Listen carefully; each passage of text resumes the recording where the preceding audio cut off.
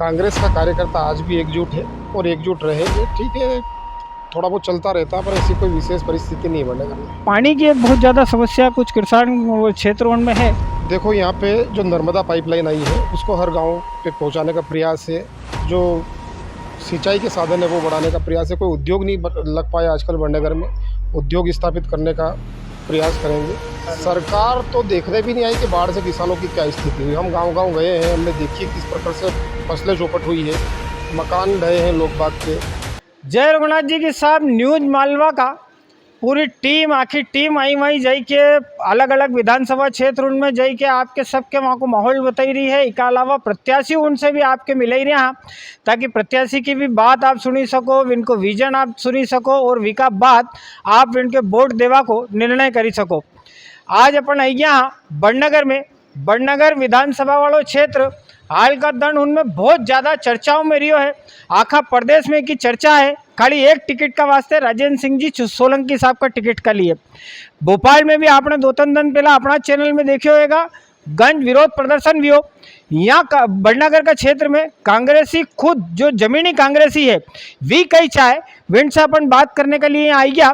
आगे आपकी बात करूं, आपकी मुलाकात करूं, इससे पहले एक चीज़ अपना दर्शक उनके बता दूं, बड़नगर वह धरती है जी पे अटल बिहारी वाजपेयी जैसा लोग उन्होंने यहाँ पे रिया है, यहाँ पे पढ़ा है। कवि प्रदीप की जन्मस्थली है और सवाई सिंह जी सिसोदिया साहब जिनने आखा भारत में सहकारिता को डंको बजायो, यह भी इनकी कर्मस्थली रही है। इतनी पवित्र धरती पर आई के हमारे एक अच्छी शख्सियत से मुलाकात करूँ, आप मुलाकात करूँ। इसका पहले एक और चीज़ आपके मालूम है कई करा अपन, जय रघुनाथ जी की। जय रघुनाथ जी। राजेंद्र सिंह जी सोलंकी साहब कांग्रेस का प्रत्याशी है। अप्रत्याशित तरीका से इनकी टिकट आई तो नरा लोग चौकी भी गया एकदम कि यार योग कई, अब योग कई है, इको जवाब ई देगा। जय रघुनाथ जी के साहब। जय रघुनाथ जी के साहब। हमारा सबसे पहला सवाल आपसे ये रहेगा कि आपकी जब टिकट भी तो नरा सारा लोग जो जमीनी कांग्रेसी है या पुराना जो कांग्रेसी है इनके तो सबके मालूम है, आपको कार्यकाल भी देखियो, पर जो अपेक्षा नहीं करी रहा था या खुद का टिकट की अपेक्षा करी रहा था वी जरूर चौंकी गया। तो इतरो कहाँ गजब को खेल जमायो। देखो, टिकट का जो निर्णय हुआ है वो हाईकमान का है और वो सर्वे के आधार पे हुआ है। सर्वे में कहीं अगर मेरा नाम आया होगा ज़मीनी स्तर पे तो मुझे टिकट प्रदान किया गया, तो इसमें चौंकने वाली तो कोई बात है नहीं। मैं भी कांग्रेसी कार्यकर्ता हूँ, विधानसभा में कांग्रेस का काम किया, पिछली विधानसभाओं में मैंने 2-3 उनमें, लोकसभा में कांग्रेस का काम किया, तो मैं काम करता चला हूँ। जिला पंचायत सदस्य रहा हूँ, सरपंच रहा हूँ, अभिभाषक संघ का अध्यक्ष रहा हूँ, तो कोई नया आदमी तो हूँ नहीं मैं। तो टिकट आना, मेरे जैसा आदमी को अगर टिकट नहीं आएगी तो फिर कब आएगी। अच्छा, एक और चीज़ अपना दर्शक उनके ये बता दूं कि राजेंद्र सिंह सोलंकी साहब ने NSUI से जो है वह कांग्रेस की शुरुआत करी थी। करीब 15-20 साल सार्वजनिक जीवन में वही गया। हरनावदा गांव है यानी विधानसभा को वहाँ सरपंच रिया, इसके अलावा बार एसोसिएशन का अध्यक्ष रिया, इसके अलावा जिला पंचायत का सदस्य भी रिया। जिला पंचायत की शायद जिला की कड़ी कार्य समिति में भी। हाँ, मैं जिला की सहकारिता उद्योग का सभापति था।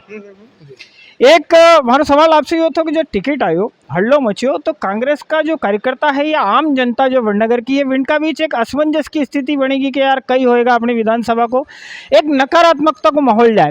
तो ऐसा आपसे जो जुड़िया लोग हैं या जो अपेक्षा करी रहे आपसे इनका लिए आप कोई संदेश देना चाहोगे? नहीं, नकारात्मक का तो कोई माहौल नहीं है। टिकट कटना तो एक स्वाभाविक चीज़ है। ऐसा नहीं कि मैं अगर कभी विधायक बन गया तो मेरी टिकट नहीं कटेगी, मैं आजीवन रहूँगा, ऐसा तो कुछ है नहीं।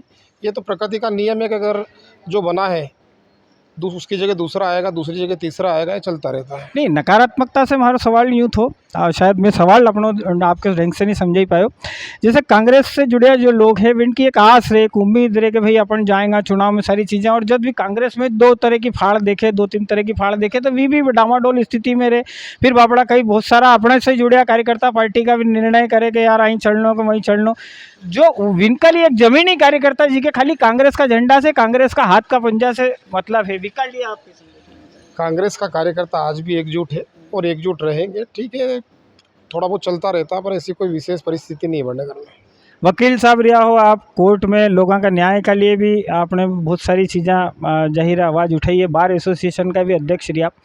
आवा वाला 5 साल के लिए बड़नगर क्षेत्र को विकास करने तरीका से हो सके वो को कोई विजन, कोई खाको एक अपन ने पहला से तय करी रखे के? देखो, यहाँ पे जो नर्मदा पाइपलाइन आई है उसको हर गांव पे पहुँचाने का प्रयास है। जो सिंचाई के साधन है वो बढ़ाने का प्रयास है। कोई उद्योग नहीं लग पाया आजकल बड़नगर में, उद्योग स्थापित करने का प्रयास करेंगे और जो भी चहुमुखी विकास हो अपने व्यापारी वर्ग के लिए, मजदूर वर्ग के लिए, किसान वर्ग के लिए, वो करने का प्रयास करेंगे। एक चीज़ और सामने आई थी, बड़नगर से ज़्यादा दूर नहीं है बदनावर, पण वो धार जिला में शायद उद्योग के लिए उनकी नीति धार जिला की अलग है, उज्जैन जिला की अलग है, तो खाली 10-12-15 किलोमीटर का अंतर हुआ से बड़नगर उद्योग होने से पिछड़ो रही हो। देखो वहाँ के जो विधायक और मंत्री जी वो खुद उद्योग मंत्री है, तो उनके क्षेत्र में उन्होंने उद्योग स्थापित किए हैं। अब हमारे यहाँ कोई ऐसी अभी इकाई आई नहीं है जी। किसान से जुड़े हो कोई सवाल, किसान उनके अभी हाल का दिन उनमें देखवा में आई रही, शायद बोई को भी टाइम चली रही हो, यूरिया भी नहीं मिली पाई रही है। दूसरों यो तो कि पानी की एक बहुत ज़्यादा समस्या कुछ किसान क्षेत्र उनमें है, बीका लिए आपको तो विजन। देखो यूरिया का जो है, यूरिया तो हर किसान को देना है, तो हमारा प्रयास ये रहेगा कि जुलाई माह से ही इतना यूरिया संग्रहित कर लिया जाए कि हर किसान को दे। यूरिया तो मिलता है सबको, पर वो लाइन में लग के मिलता है, तो ये समस्या समाप्त करेंगे।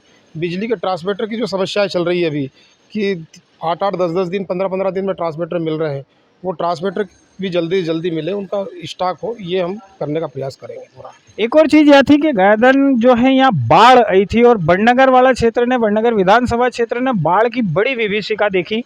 बहुत सारा गांव उनमें नुकसान भी हुआ, कोई का अपना का ढोर जानवर सब भी बह गया, मर गया, नुकसान भी हुआ लोगों का। यहाँ तक भी अपना चैनल पे लोगों ने देखा भी है वीडियो के प्याज घर का घर में ही धरा रखा, सड़ गया, खराब हो गया।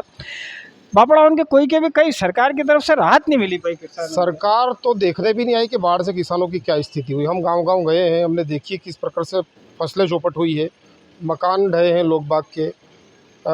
एक हमारी गौशाला है, वहाँ से करीब 10-15 गायें चली गई, मर चुकी वहाँ पर, गोपाल गौशाला। तो सरकार ने तो जो जनता का हाल हुआ उसकी तरफ मुड़ के भी नहीं देखा और पल्ला झाड़ लिया पूरा, और इधर आचार संहिता लग गई और उन्होंने कह दिया आचार संहिता लग गई।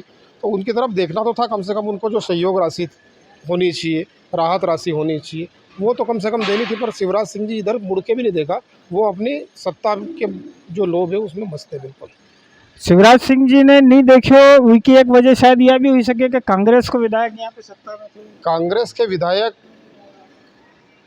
विधायक बड़नगर में हो सकते हैं, बदनावर में बीजेपी के विधायक हैं, वहाँ बाढ़ गई है। दूसरी जगह भी विधायक है, बीजेपी के भी विधायक है, वहाँ पे बाढ़ से नुकसान हुआ है। और अगर जनता, कांग्रेस और बीजेपी क्या करे, अगर प्राकृतिक आपदा आई है तो वो तो जनता पे आई है, वो विधायक पे थोड़ी आई है कोई। तो वो तो जनता के लिए सबको करना चाहिए सोच समझ के। जनता किसी पार्टी की नहीं होती, जनता जनता रहती है, जनता जनार्दन रहती है। अच्छा, एक और हमारा सवाल तो बड़नगर एक बड़ो व्यापारियों को, पुराना व्यापारी उनको एक केंद्र रही पर बड़नगर को व्यापार जनी तरीका से बढ़ना चाहिए तो गया भी 10-20 साल में। जैसे इंदौर का व्यापारी बहुत आगे निकल गया, एरे मेरे का, और भी रतलाम का व्यापारी उनका अपन उदाहरण ले लो, विनने भी तरक्की करी। बड़नगर का व्यापारी बापड़ा वहाँ का वहाँ रह गया, विन का पिछड़ने को कारण।